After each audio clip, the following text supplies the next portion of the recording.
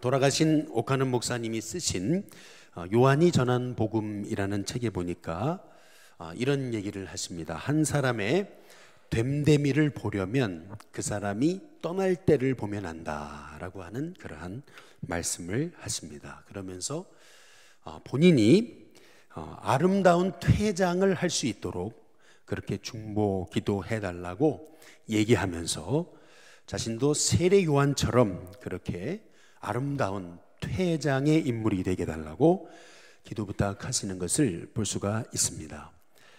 도대체 세례 요한이 어떤 사람이었길래 그렇느냐라는 것입니다. 이 세례 요한은 신구약 중간기 400년간의 어둠을 깨고 혜성같이 나타난 하나님의 말씀을 대언하는 선지자였습니다. 그가 말씀을 전하니까 사람들의 뜨거운 환호를 받았습니다. 그에게는 많은 제자가 있었고요. 헤롯 안디바까지 그를 흠모했을 정도로 이 세례 요한의 영향력은 대단했습니다. 그런데 갑자기 예수님이 오셨잖아요. 예수님이 오시자 어떤 현상이 나타나죠? 사람들이 다 예수님께로 몰려갑니다. 심지어는 이 세례 요한의 제자들도 예수님의 제자가 되기 시작합니다. 대표적인 사람이 이제 안드레와 같은 사람이고요. 그러면서 점점 세례 요한은 사람의 시선에서 멀어집니다. 시선에서 잊혀지기 시작하는 것이죠. 예를 하나 들어보자면 우리 일신교회 옆에 어떤 교회 하나가 새로 시작됐습니다. 그런데 사람들이 다 그 옆에 교회로, 우리 일신교회 옆에 있는 교회로 다 몰려간다고 한번 생각해 보시기 바랍니다. 그랬을 때 정말 가슴으로 그 교회를 축복할 수 있겠느냐는 겁니다. 세례 요한이 이렇게 정말 많은 사람들에게 환호를 받다가 이제 소위 지는 별과 같은 인생이 됐을 때, 그런 상황에서 사람들이 이제 세례 요한에게 묻습니다. 너는 누구냐라고 묻습니다. 요한복음 1장 19절의 말씀이 바로 이제 그런 말씀이죠. 유대인들이 이제 사람들을 보내서 요한에게 묻습니다. 너는 도대체 정체가 뭐냐? 이렇게 묻습니다. 그때 요한이 뭐라고 대답하냐 하면 먼저 이렇게 대답하죠. 나는 주의 길을 곧게 하라고 하나님이 보내신 광야에서 외치는 소리다라고 그렇게 말하고 있습니다. 요한복음 1장 23절의 말씀 같이 한번 읽겠습니다. 함께 있습니다. 시작. 이르되 나는 선지자 이사야의 말과 같이 주의 길을 곧게 하라고 광야에서 외치는 자의 소리로라 하니라. 거기다 소리에다가 이렇게 동그라미를 쳐 보시면 좋을 것 같습니다. 이게 여러분 그 왕이 등장하게 되면은 이제 나팔수들이 나팔을 불죠. 그래서 왕의 오심을 알립니다. 이 나팔을 불 때 이 나팔이 불려지면은 사람들이 나팔수들에게 집중하잖아요. 제가 트레스티아스라고 하는 곳에 2박 3일 그 수련회를 갔을 때 참 잊지 못합니다. 새벽 4시였는데 잠을 자고 있는데 갑자기 나팔 소리가 나면서 주님이 오신다, 주님이 오셨다라고 하면서 나팔을 불면서 다 깨우는데 정말 그때 그 나팔 소리를 잊지 못하겠습니다. 마찬가지로 왕이 오면 이제 나팔수들이 나팔을 불잖아요. 그러나 나팔수들이 이제 나팔을 불고 나면 그 나팔 소리는 사라지는 소리에 이제 불과합니다. 지금 세례 요한이 바로 자신이 이제 그런 존재다라고 하는 건데요. 제가 전도사 시절에 곽선희 목사님 설교를 이제 즐겨 듣고 또 보았습니다. 근데 그 곽선희 목사님 설교 중에서 제가 잊지 못하는 말씀 중에 이런 말씀이 있습니다. 주일 이분이 낮 설교 뭐 1, 2, 3, 4, 5부 막 이렇게 설교를 하루 종일 하시잖아요. 그리고 저녁 설교, 수요 설교, 뭐 금요 설교, 그리고 새벽 설교까지 이분이 교회에 계시는 한 이분이 다 하신다는 거죠. 뭐 신학교 강의도 하고 또 세미나에 가서 강사로 불려가기도 하고 또 부흥회도 하기도 하고 얼마나 정말 초인적으로 그 모든 스케줄들을 감당하시는지 옆에서 사람들이 아니 어떻게 그렇게 하시냐고 이제 이렇게 얘기하시면 이제 이분이 늘 하는 말이 뭐라 그러냐면 따라해 보겠습니다. 메뚜기도 뛰는 게 한철이라고. 메뚜기도 뛰는 게 한철이다. 무슨 말이냐면 메뚜기가 뛰는 것도 잠깐 한번 뛰는 거지, 한철 뛰는 거지, 이것도 잠깐이라고 하는 그러한 얘기인데, 마찬가지로 우리가 쓰임 받는다는 거, 여러분 하나님이 쓰신다는데 이 쓰임 받는 것도 한철입니다.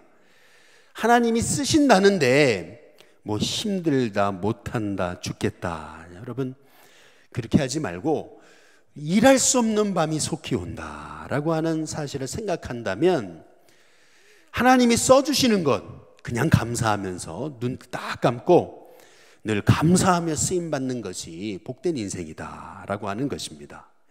옆에 분한테 한번 인사해 보시죠. 쓰임받는 기쁨이 있으시기를 바랍니다. 우리 한번 인사해 보겠습니다.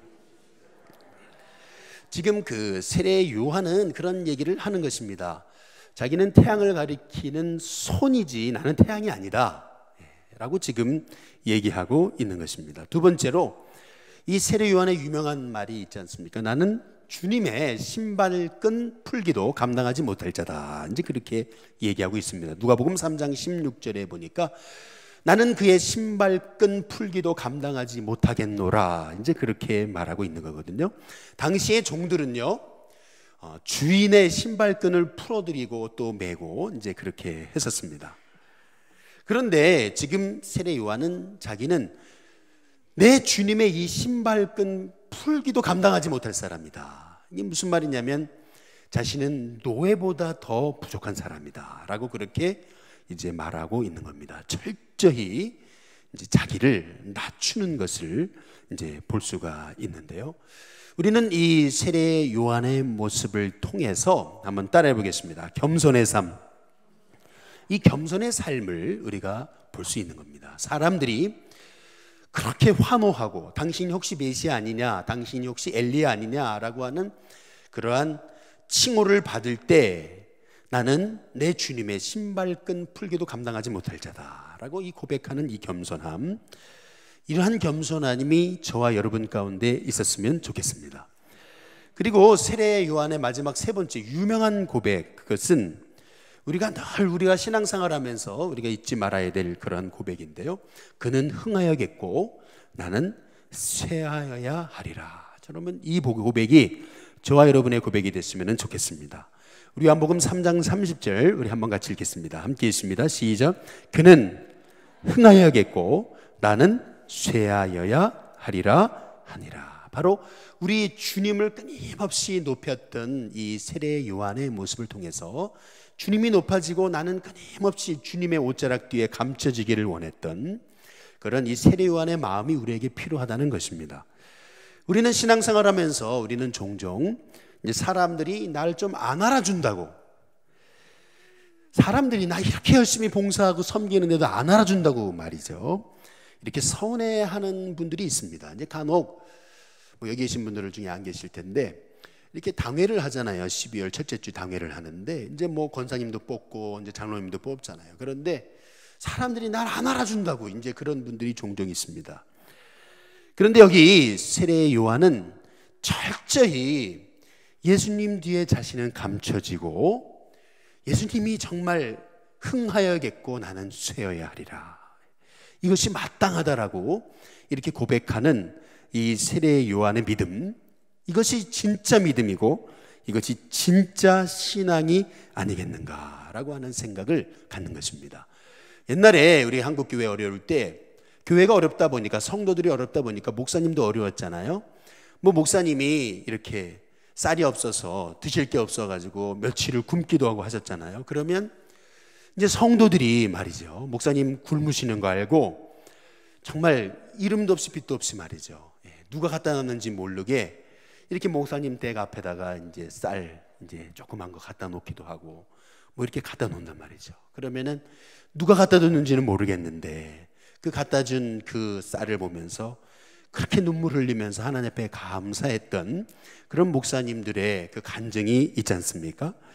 마찬가지로 어찌 본다면은 내 이름이 자꾸 드러나는 것보다, 내 이름이 자꾸 사람들한테 이렇게 드러나고 알려지는 것보다 오히려 내 이름은 차츰차츰 감추어지는 게 오히려 그것이 더 주님이 높아지시고 오히려 주님이 더 영광 받으시는 그러한 길이 아닐까라고 생각할 때, 우리의 신앙생활은 자꾸 내 이름이 드러나고 내 이름이 나타나는 신앙, 내 이름이 높아지는 신앙이 아니라 철저히 내 이름은 하나하나 숨기고 지우고 내 이름은 예수님의 옷자락 뒤에 감추는, 그래서 예수님만이 높아지시는 그러한 신앙이 참 신앙이 아닐까라고 하는 생각을 가질 때, 이 옥하는 목사님이 정말 아름다운 퇴장을 하게 해달라고 하셨던 그 기도 부탁을 했던 거, 정말 자기는 뒤로 감춰지고 예수님이 높아져야지 은퇴한 뒤에도 내가 정말 계속해서 높아지기 원치 않았던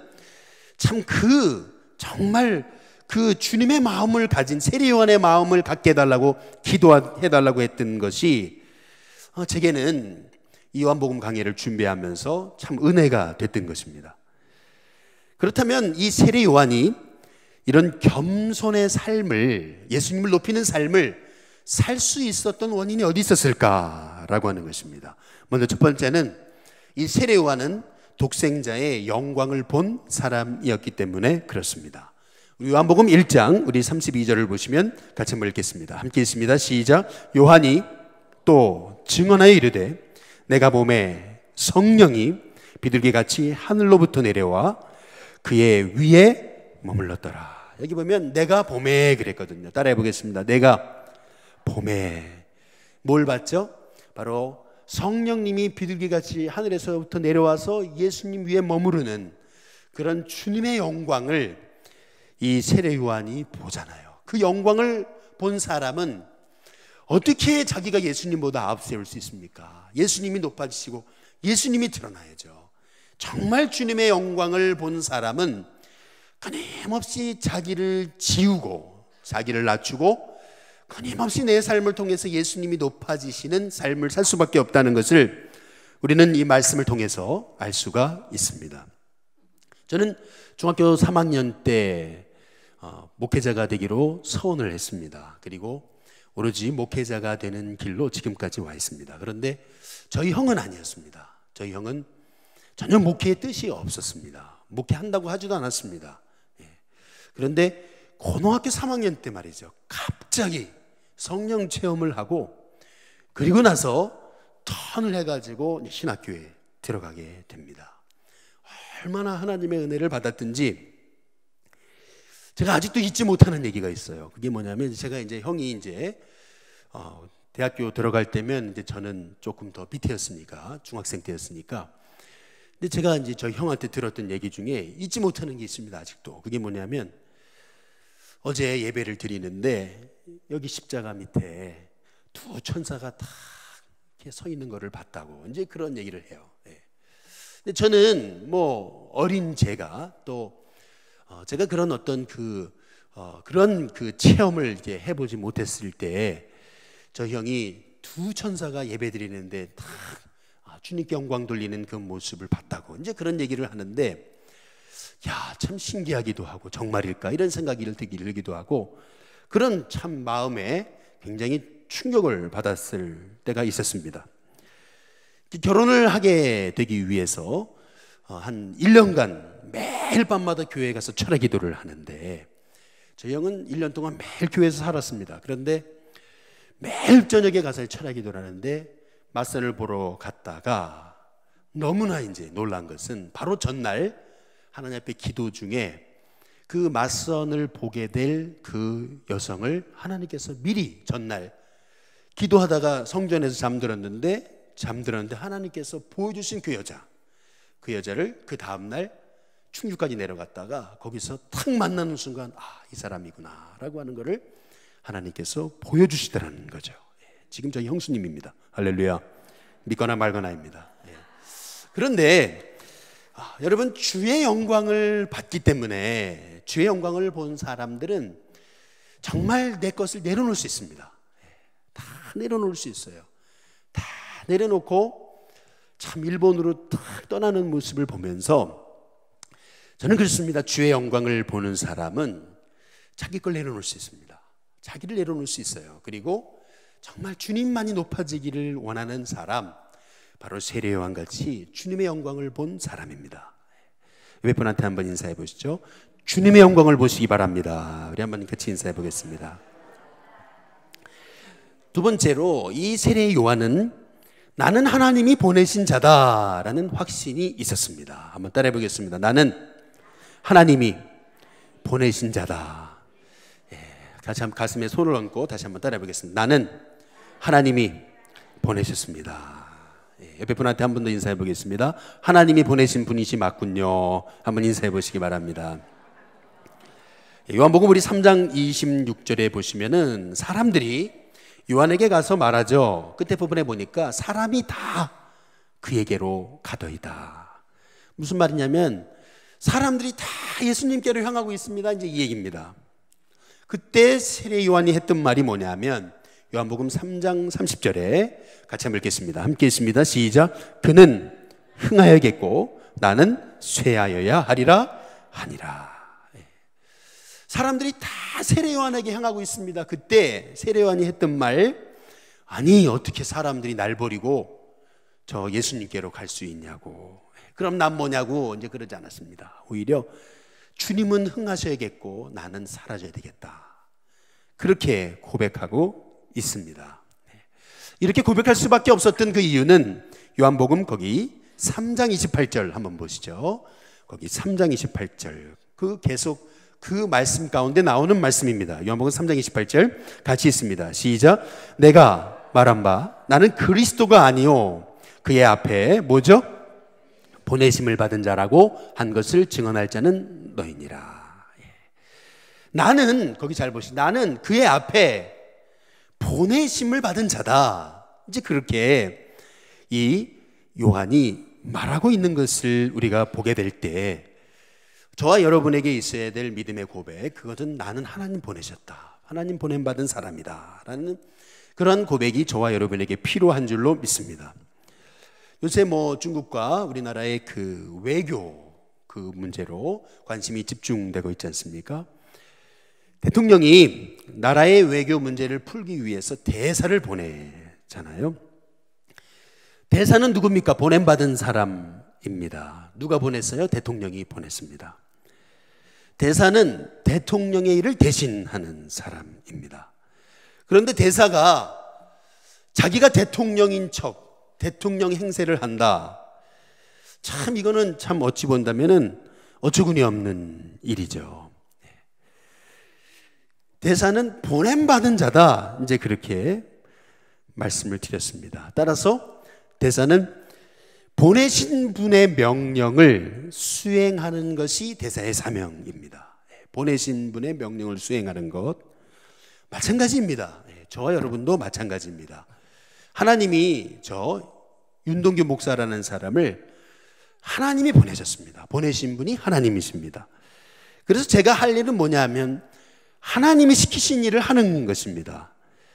그래서 뭐 안 된다고, 목회가 잘 안 된다고 낙심할 필요 없고, 그리고 목회가 잘 된다고 교만해서도 안 되는 것입니다. 모든 것은 하나님이 책임지시는 줄로 믿습니다. 제가 좋아하는 일화 가운데 리빙스턴이 말라리아에 걸려가지고 사경을 헤맬 때 이러다 죽으면 어떡하냐고 하는 그런 얘기 가운데 이런 고백을 했다 그러지 않습니까? 나는 사명을 다할 때까지 불멸이다 라고 그랬지 않습니까? 존 웨슬리도 그런 얘기를 했습니다.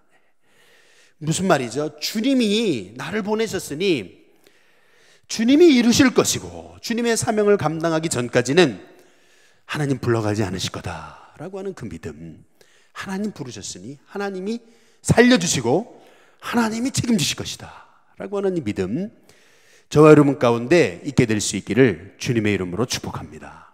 한번 따라해 보겠습니다. 하나님이 부르셨으니 하나님이 책임지실 것이다. 저와 여러분 가운데 이런 고백이 있기를 주님의 이름으로 축복합니다.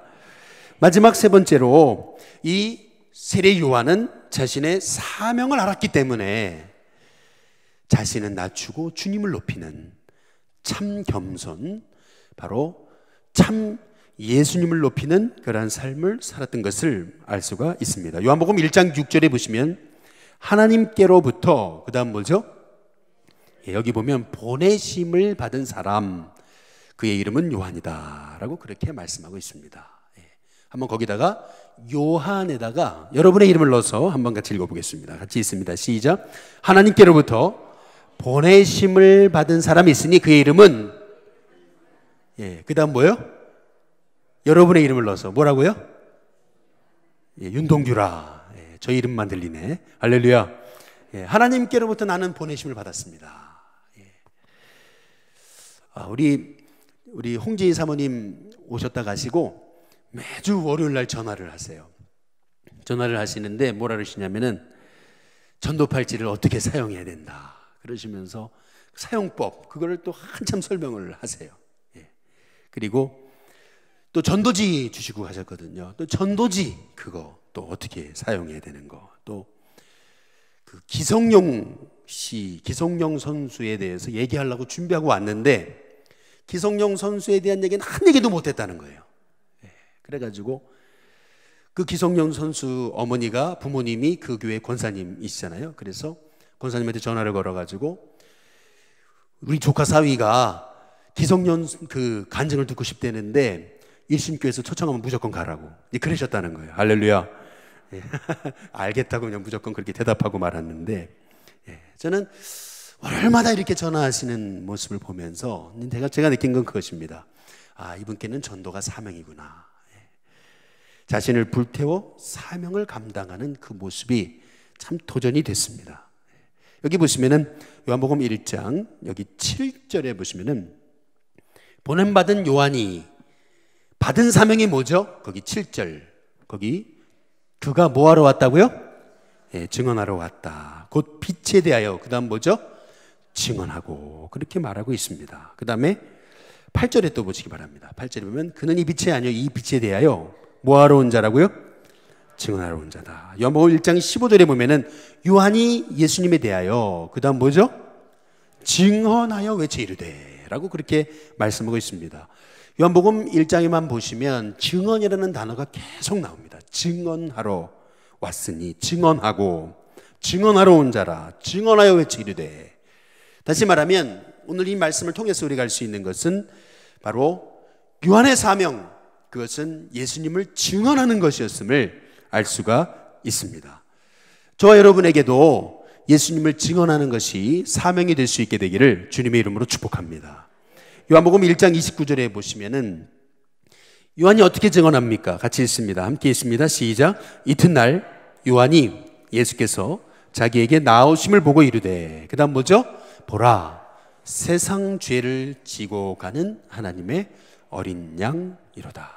세상 죄를 지고 가는 하나님의 어린 양이로다. 바로 예수님의 그 십자가의 피공로로 바로 우리가 구원받았음을 우리도 만나는 사람에게 증언해야 될 이 사명, 바로 저와 여러분에게 있는 줄로 믿으시기를 바랍니다.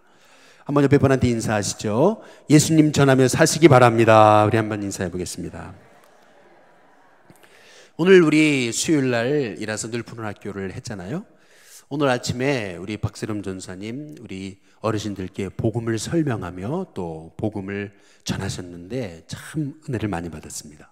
그리고 나서 이제 우리 반별 모임을 마치고 이제 점심시간에 이제 식사를 하는데 우리 사역자들이 이제 다 이제 할머니들 자리 곳곳에 흩어져 가지고 이 할머니들과 이제 사귀고 어떻게든지 간에 교제하고 이제 전도하기 위해서 애쓰는 그런 모습을 보니까 참 제 마음이 이렇게 참 은혜가 됐어요. 저도 점심 식사를 하면서 이제 한 연세 드신 우리 어르신이 계시길래 이제 그 옆자리 일부러 앉았어요. 일부러 앉아가지고 이제 물었죠. 이제 고향이 어디시냐고. 고향이 어디시래요. 그리고 어디 사시냐고 물었더니 뭐 여기 뭐 시범 아파트 밑에 사신다 그래요. 그래서 이제 이런저런 이제 얘기를 하는데 가만히 보니까 이제 이분이 일신교회 이제 목사가 옆에 와가지고 자꾸 말을 거니까 되게 불편하신가 보더라고요. 할렐루야. 그래가지고 빨리 밥을 드시더니 빨리 일어나시더라고요. 그런데 제가 이제 남아서 이제 우리 한 성도님하고 같이 앞에서 이제 식사를 하는데 이분이 이제 와요. 오시더니 이제 물 한 컵을 딱 갖다 놓고 가시는 거예요. 그래서 이분의 마음은 그건 아니었구나라는 그런 생각을 했어요. 그런데 이제 가만히 제가 그분을 열심히 살펴봤죠. 열심히 살펴봤는데 보니까 참 너무 감사한 게 있더라고요. 그게 뭐냐면은 이분이 말이죠. 이렇게 마음에 이렇게 그 예수님을 향한 그런 마음이 있는 것을 이제 느꼈어요.